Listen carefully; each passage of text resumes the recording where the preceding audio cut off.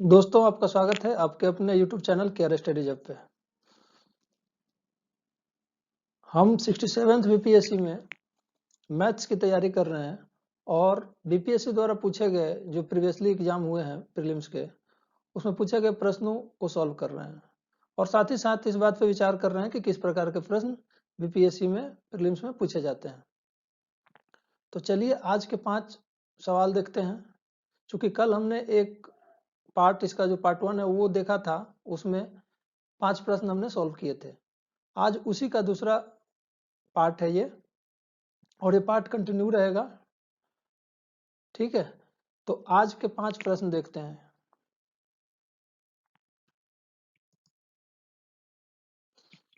दोस्तों, प्रश्न है 80 विद्यार्थियों की एक कक्षा में 60% विद्यार्थी कैरम खेलते हैं, 45% शतरंज खेलते हैं और 10% न कैरम खेलते हैं और न ही शतरंज खेलते हैं। केवल शतरंज खेलने वाले विद्यार्थियों की संख्या क्या होगी? 65th बीपीएससी प्रीलिम्स का ये प्रश्न है और इस प्रश्न को अप्रोच करने के लिए हमें ये एक बार देख के लग रहा है कि ये सेट का क्वेश्चन होगा और वेन डायग्राम से हम इसको इजीली बना सकते हैं। तो सबसे पहले एक यूनिवर्सल सेट बनाते हैं हम, जिसके टोटल जो स्टूडेंट्स का नंबर है वो 80 है। अब इसमें 2 सेट बन रहे हैं, एक तो कैरम के हो गए, और एक दूसरा ये शतरंज यानी कि चेस के हो गए। ठीक है, तो इसमें जो है 60% विद्यार्थी कैरम खेलते हैं, तो 60% 80 का 60% क्या होगा? 48 हो जाएगा। 80 का 60/100 48, और उसी प्रकार से 80 का 45%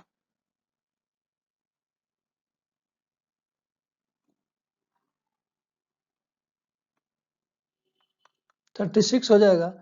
सो हम यहाँ पे लिख सकते हैं 48 एंड 36। अब चूंकि 36 कैंडिडेट कैरम खेलते हैं, 48 कैंडिडेट कैरम खेलते हैं और 36 स्टूडेंट्स जो हैं वो शतरंज खेलते हैं, तो कुछ ऐसे स्टूडेंट्स भी होंगे जो दोनों खेल खेल रहे होंगे। वो ये है जहाँ पे इनका ओवरलैपिंग हो रहा है। इसके अलावा एक और कंडीशन दिया हुआ है, 10% विद्यार्थी न कैरम खेलते हैं और न ही शतरंज खेलते हैं। इसका मतलब क्या हुआ कि वो इस यूनिवर्सल सेट में तो हैं लेकिन इन दोनों में नहीं है। तो वो कौन सा भाग होगा? 80 का 10 क्या होगा? 8 होगा, है ना। 80 का जो 10% होगा वो 8 होगा। तो वो ऐसे कैंडिडेट्स हैं जो इसमें रहते हैं लेकिन इन दोनों के बीच में नहीं रहते। अब इन तीनों को जोड़ देते हैं हम, 48 36 प्लस 8, 8 6 14 और 8 22, 2 92 आ रहा है सम। इसका मतलब क्या हुआ? ये टोटल जोड़ने पर 92 आ रहा है हमारे पास, जबकि हमारे पास टोटल कैंडिडेट्स कितने हैं? 80। इसका मतलब ये हुआ कि इन दोनों का जो ओवरलैपिंग हो रहा है उसमें 12 लोग हैं, 12 स्टूडेंट्स हैं। 92 माइनस 80 इक्वल टू 12। तो 12 कैंडिडेट्स ऐसे हैं जो दोनों खेल खेलते हैं, शतरंज और कैरम। अब इसके बाद हमें ये देखना है कि अगर 12 कॉमन है तो ऑब्सोल्यूटली जो बिल्कुल ही कैरम खेलते होंगे वो कितने होंगे? तो 48 माइनस 12 दैट इज 36। और इसी प्रकार से इसमें अगर देखा जाए कि केवल शतरंज जो खेलते होंगे वो कितने होंगे? 36 minus 12 that is 24। What is being asked in question? केवल शतरंज खेलने वाले विद्यार्थी कितने होंगे? तो 24। तो ये अप्रोच है अपना। मैं एक्सप्लेन करने के लिए थोड़ा सा स्टेप आगे बढ़ा के किया। आप इसको एक 2-3 स्टेप में आराम से बना सकते हैं। आप विद इन 2 मिनट्स या 1 मिनट में भी ये बन सकता है अगर प्रैक्टिस प्रॉपर हो तो, है ना। चलिए आगे का क्वेश्चन देखते हैं। नेक्स्ट क्वेश्चन, ये क्वेश्चन फॉर्मूला बेस्ड है। अगर आपको अलजेब्रा में बेसिक जो कुछ फॉर्मूले होते हैं, अगर वो आपके ध्यान में हो, प्रैक्टिस हो, तो आप इसको बिल्कुल आसानी से बना सकते हैं। X cube minus y cube equal to 117/8 और x माइनस वाई का वैल्यू भी हमें दिया हुआ है। अगर हम देखें यहाँ पे तो x cube minus y cube is equal to x minus y into x square plus x y plus y square, ये फॉर्मूला होता है। और हमें वैल्यू भी इसी x square plus y square का निकालना है ना। और x cube minus y cube का वैल्यू ऑलरेडी दिया हुआ है। सो हम ऐसे लिख सकते हैं, और इसी को हम ऐसे लिख सकते हैं,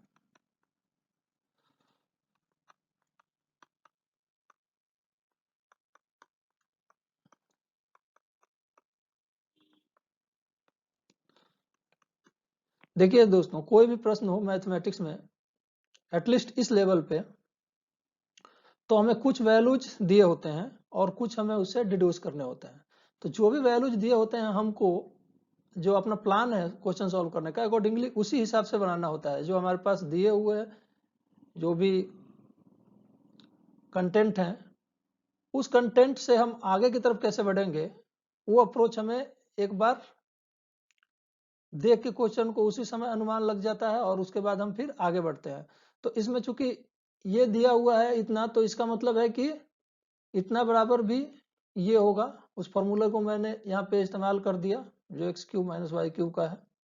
अब चूंकि एक्स माइनस वाई का वैल्यू भी हमें यहाँ पे दिया हुआ है, तो इसके जगह पे एक्स माइनस वाई के जगह पे हम 3/2 लिख सकते हैं यहाँ पे, और x square plus x y plus y square is equal to 117/8 लिख सकते हैं। It means x square plus x y plus y square अगर हम करें तो ये 117/8, ये चूंकि मल्टीप्लिकेशन में है तो उधर जाके ये डिवाइड में हो जाएगा, डिवाइड में होगा तो इसका नोमिनेटर और डिनोमिनेटर चेंज हो जाएगा।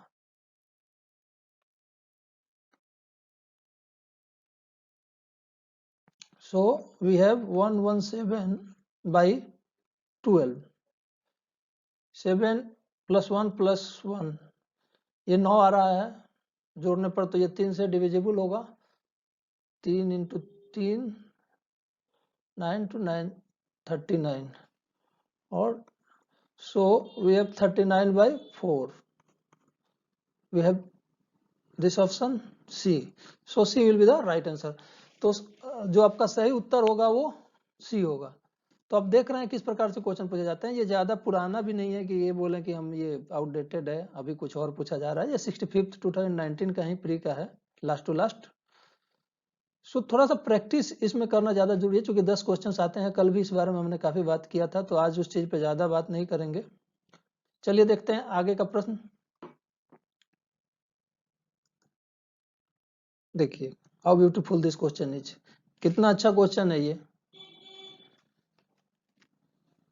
हमें दिया हुआ है ये और ये वैल्यू, और एक्स का वैल्यू निकालना है। क्या अप्रोच होना चाहिए ऐसे क्वेश्चन को देख के? X square plus 2x plus 7, और साथ में 1 to 5 2x प्लस 1। ऐसे क्वेश्चन दोस्तों, मैं एक जनरल आइडिया आपको बताना चाहूंगा, आपके साथ डिस्कस कर रहा हूं, आपको पता भी होगा। जिनको नहीं पता है उनके लिए है, या ध्यान से उतर रहा है उनके लिए भी है, कि जब इस प्रकार के क्वेश्चन पूछे जाते हैं जिसमें पावर हो, और पावर में डिफरेंट वेरिएबल्स हों या एक ही वेरिएबल हो, जैसे यहाँ पे x है सिंगल वेरिएबल, तो इनको सॉल्व करने के लिए हमें बेस जो है वो सिमिलर करने की कोशिश करना चाहिए। जब बेस सिमिलर होगा तो फिर हम ये जो पावर में जो वैल्यू है उनको भी इक्वेट कर पाएंगे, और उस हिसाब से हम फिर आगे का वैल्यू निकाल पाएंगे। ये दिया ही इसी प्रकार से गया है। तो देखिए यहाँ पे 5x² + 2x + 7 बराबर ये 125 है और यहाँ पे 5 है, तो 5 को हम अगर पावर 3 डाल दें तो 125 को इस प्रकार से हम लिख सकते हैं 2x + 1। अब हम इसको ऐसे कर सकते हैं स्क्वायर प्लस 2x + 7 बराबर, ये पावर मल्टीप्लिकेशन में है तो 5 का पावर हो जाएगा 6x, यहाँ पे 6x + 3। अब देखिए दोनों तरफ जो बेस है वो सेम है और वैल्यू बराबर दिया गया है इक्वेशन में ओवरऑल, तो हम इसका मतलब ये इससे निकाल सकते हैं, अनुमान लगा सकते हैं, ये इंडिकेट करता है कि इसके बराबर ये होगा। So we can write here x² + 2x + 7 = 6x + 3। This implies that अगर इसको हम सॉल्व करते हैं तो x² और ये 6x है, चूंकि इधर आएगा तो निगेटिव हो जाएगा, इधर 2x है तो 4x बचेगा यहाँ पे, और ये 3 है वैल्यू इसका और इधर 7 है, तो 7 में से 3 गया तो यहाँ पे 4 बचेगा, यहाँ 0 आ जाएगा। अब आप देख के आपको आइडिया आ गया होगा कि ये एक जो x - 2 का होल स्क्वायर है ये इस फॉर्मूले पे आ गया है = 0। सो x - 2 = 0 and x = 2। So how easy it is. थोड़ा हमने एक्सप्लेनेशन यहाँ पे करना है तो ज़्यादा स्टेप लिया, थोड़ा टाइम लिया, इससे कम टाइम लगेगा एग्जाम में अगर हम प्रॉपर प्रैक्टिस करके जाए तो, है ना। तो x की वैल्यू कितनी आ गई, यहाँ पे 2 आ गई। तो इस प्रकार के क्वेश्चन आ रहे हैं। कुछ इक्का दुक्का क्वेश्चन वैसे भी होंगे जो कि आपको लगेगा कि आपका टाइम ज़्यादा लग रहा है और सॉल्व नहीं हो पा रहा है, तो आप उसको स्किप वहाँ पे कर सकते हैं, वो डिसाइड आप एग्जाम हॉल में ही करेंगे, लेकिन अदरवाइज आपको अच्छे से प्रैक्टिस करना चाहिए। ये 10 क्वेश्चंस काफ़ी इंपॉर्टेंट हैं। चलिए आगे बढ़ते हैं, अगला प्रश्न देखते हैं। एक ये अच्छा क्वेश्चन है, आपने एपी अरिथमेटिक प्रोग्रेशन अगर पढ़ा होगा 10 तक तो उससे रिलेटेड है और बहुत इजी है अगर देखा जाए तो। नहीं पता हो तो ऐसा देख के वैसे हिसाब से बनाया जाता है कि कैंडिडेट को जो आर्ट्स के हैं उनको लगे कि अरे ये कैसे बनेगा। अब देखिए यहाँ पे n की वैल्यू इस जो स्टार्ट होगी वो 1 से होगी और मैक्सिमम कहाँ तक जाएगी 15। इसका इंडिकेशन यही होता है ना कि इसका सम आपको निकालना है और जो कहाँ से कहाँ तक निकालना है ये लिमिट इसे डिसाइड हो जाता है। n = 1 एंड अप टू 15 और हियर इज n यहाँ पे दिया हुआ है, इसके जगह पे 1 से लेकर 15 तक का सम हमें निकालना है। बहुत कूल काम हो के वहाँ पे थोड़ा सा देखना होता है। जब एक बार हम उसमें सही अप्रोच लगा देते हैं उसके बाद फिर कोई दिक्कत नहीं होती। शुरू में लगता भी है कई बार कि ये कैसे होगा। एनीवे आगे बढ़ते हैं, सॉल्व कैसे करें इस क्वेश्चन को देखते हैं। सो अगर n के जगह पे हम 1 रखते हैं, चूंकि 1 से शुरू करना है एज पर क्वेश्चन, तो ये बनेगा। फिर जो n है वो बढ़ता जाएगा, 2 हो जाएगा। फिर n जो है वो 3 हो जाएगा, लेकिन पीछे वाला पार्ट 1/3 ही रहेगा। ऐसे करते करते करते ये कहाँ तक जाएगा 15 + 1/3 एज पर गिवन कंडीशन, चूंकि लास्ट लिमिट जो है यहाँ पे 15 है। अब फिर हम इसको आगे देखते हैं, चूंकि ब्रैकेट में है तो ब्रैकेट वाला काम पहले करते हैं। यहाँ पे क्या होगा 4/3 हो जाएगा प्लस 7/3 हो जाएगा प्लस 10/3 हो जाएगा, और ऐसे ही करते करते करते 15 वाला जब हम 15 के पास जाएंगे तो 15 × 45 1 46/3 हो जाएगा, है ना। तो अब हम यहाँ पे देख रहे हैं कि डिनोमिनेटर है जो इसमें हर है, अंश और हर बोलते हैं ना, तो ये नीचे वाला जो भाग है डिनोमिनेटर ये सबका कॉमन है 3 है। सो ऊपर का हम एक साथ लिख सकते हैं, तो ऐसे लिख सकते हैं 4 + 7 + 10 + 46, नीचे ये 3 है ही, है ना। अब हम देख रहे हैं कि ये जो एक जो श्रेणी बन रहा है, जो सीरीज चल रहा है, इसमें एक रेगुलर इंटरवल है, मीन्स 4 के बाद 7 है, 4 के बाद 7, 7 के बाद 10 और 10 के बाद आगे ऐसा ही कंटिन्यू करते करते ये 46 तक गया है। तो हम एक कॉमन डिफरेंस इसमें देखते हैं। आपने एपी पढ़ा होगा अगर अर्थमेटिक प्रोग्रेशन, तो इसमें कॉमन डिफरेंस का एक कंसेप्ट है 4 3 7। तो जो कॉमन डिफरेंस है वो 3 है। ये कॉमन डिफरेंस को हमने डी के द्वारा इंडिकेट यहाँ पे किया है। और जो फर्स्ट पद है, फर्स्ट पद का मतलब हुआ जो इस सीरीज का पहला नंबर है उसको हम ए से इंडिकेट करते हैं। ये क्या है? 4 है। एन यहाँ पे क्या है? 15 है, क्योंकि 15 का हमें सम निकालना है। अब जो सम का फॉर्मूला होता है उसको हम यहाँ पे इस्तेमाल करते हैं। ठीक है, सम का फॉर्मूला क्या होता है? n/2 बड़ा bracket 2a plus n-1 d, ये हो जाता है सम।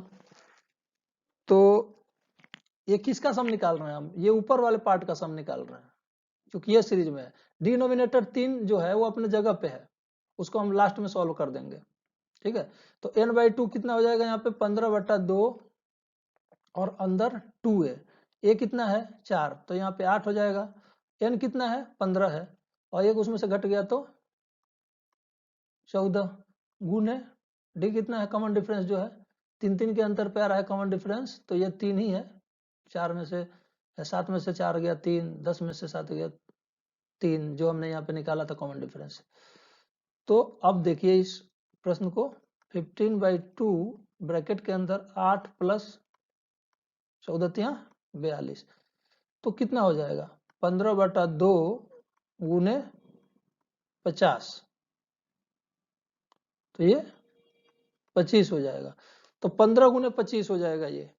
और 15 गुने 25 के बाद जो 15 गुने 25 हमारा आ रहा है वैल्यू, उसके नीचे 3 भी तो है। ये तो हमने ऊपर वाला 15 गुने 25 आ गया, नीचे 3 भी तो है। तो इस 3 को अगर हम इस 5 से कैंसिलेशन करें तो 5 आ जाएगा, सॉरी 3 × 5 = 15।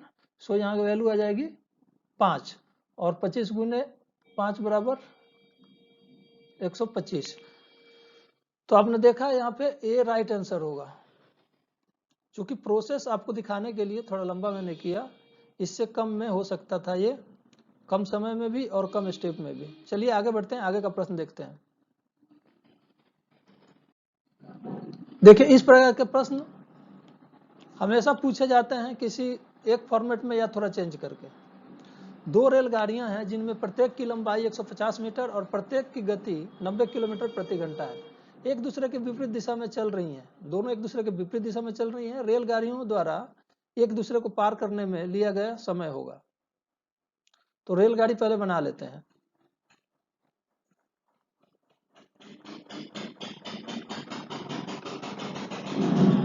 ये रेलगाड़ी है, मान के चलिए कि ये इस डायरेक्शन में चल रही है, इस तरफ चल रही है, और इसकी स्पीड जो है 90 किलोमीटर पर आवर है। 90 किलोमीटर पर आवर के रफ्तार से ये इस दिशा में चल रही है। और जो दूसरी ट्रेन है एक दूसरे ट्रैक पे है लेकिन पैरेलल ही है, वो चल रही है इस दिशा में, मतलब उसके ठीक अपोजिट। इसका भी स्पीड जो है 90 किलोमीटर पर आवर है। अब बात है कि इन दोनों को एक दूसरे को पूरी तरह से क्रॉस करने का मतलब सिर्फ इंजन नहीं होता, लास्ट तक। तो लास्ट तक क्रॉस करने का मतलब क्या हुआ कि ये जो भाग है वो यहां से क्रॉस कर जाए अंतिम हिस्से को। तो ये जो टोटल यहां से लेके इसकी लंबाई और इसकी लंबाई जो होगी वो मिला के डिस्टेंस दोनों को कवर करना है पूरी तरह से क्रॉस करने के लिए। ये बात समझिएगा, इसमें कभी कभी किसी स्टूडेंट को कंफ्यूज होता है। उनको लगता है कि इतनी लंबाई क्यों, दोनों की लंबाई क्यों? एक की लंबाई क्रॉस करनी 150 मीटर है तो एक निकल जाएगा तो दूसरा हो ही जाएगा। नहीं, पूरी तरह से अगर क्रॉस करने की बात हो रही है तो दोनों की जो अंतिम छोर है वो क्रॉस होना चाहिए, और उस क्रम में 150 मीटर एक की और दूसरे की 150 मीटर, दोनों को जोड़ के हमें 300 मीटर की लंबाई को क्रॉस करनी है। ठीक है, तो हमें ये देखना है कि 300 मीटर को क्रॉस करने में इन ट्रेन्स को कितना टाइम लगेगा। आपको पता है दोनों एक दूसरे से अपोजिट चल रही हैं, तो इनका एक आपने टर्म सुना होगा रिलेटिव जो वेलोसिटी है, क्योंकि यहाँ पे डायरेक्शन दिया है तो स्पीड को हम वेलोसिटी भी कह सकते हैं। स्पीड अगर माना जाए तो जो रिलेटिव स्पीड है वो क्या होगा, जब अपोजिट डायरेक्शन हो तो रिलेटिव जो स्पीड होगा वो ऐड हो जाता है, क्योंकि क्रॉस करना एक दूसरे को तो उसमें हेल्पफुल है दोनों का जो स्पीड है। अगर एक का स्पीड होता सिर्फ और एक स्टेशनरी होता तो टाइम शायद और ज्यादा लगता, लेकिन चूंकि दोनों चल रहे हैं तो दोनों का स्पीड क्रॉस करने के टाइम में कमी लाएगा। तो स्पीड जो है रिलेटिव हो गया 180 किलोमीटर पर आवर, और ये जो हमें डिस्टेंस दिया गया है 300 मीटर में दिया गया है, तो हमें सहूलियत होगी कि इसको अगर हम मीटर में चेंज कर लें। 180 किलोमीटर है और इसको मीटर में बदलना है, तो इसमें 1 2 3 1000 से इसमें अगर हम मल्टीप्लिकेशन कर दें, गुना कर दें, तो ये मीटर में आ जाएगा। अब ये मीटर में आ जाएगा तो नीचे जो आवर है इसको भी हम सेकेंड में बदल दें, तो एक तरीका से एक जो रेफरेंस में आ जाएगा जिस हिसाब से होना चाहिए। तो आवर को अगर हम सेकेंड में बदलें तो 60 × 60 = 3600, मतलब 3600 सेकेंड। यहाँ से 2 शून्य को हम कैंसिल कर सकते हैं। अब हमारे पास बचा ये कंटेंट। अब इसको अगर हम चाहें तो 18 × 2 36 और 1800 था ना ऊपर, तो 18 से कर दिए तो ये 100 आ गया। अब इसको कैंसिल करें फर्दर तो 50 हो जाएगा। तो हमारे पास 50 मीटर पर सेकेंड के दर से ये जो ट्रेन है दोनों की रिलेटिव वेलोसिटी आ रही है, और हमें क्रॉस कितना करना है 300 मीटर।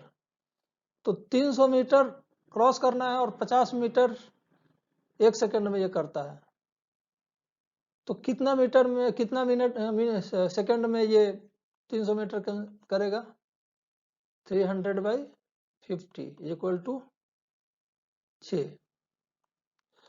तो 6 second will be the right answer. देखिए यहाँ ऑप्शन है।